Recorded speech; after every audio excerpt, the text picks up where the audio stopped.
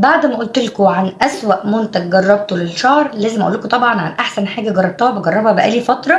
جربت منه اديشن وده الاديشن الجديد، والاتنين هايلين. افضل حمام كريم ممكن تجيبيه، وسعرهم اقل من 100 جنيه. انا مش هقول ارقام لان الارقام بتتغير كل شويه، ولكن انا مش هقول لكم ان سعره ما جابش 60 جنيه، فهو اقل. خلينا نقول ان هو سعره اقل من 100 جنيه.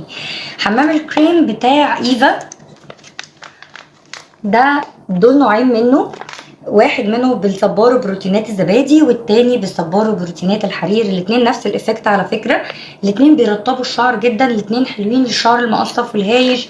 انا ما جربتش حاجة بنفس فعالية الاديشن ده او ده، بس هو واقع من عليه الستيكر بتاعه لانه قعد معايا فتره طويله جدا. هحط لكم شكله قبل ما يوصل لحالته دي كانت تالت عبوه من الاديشن ده، اول استخدام.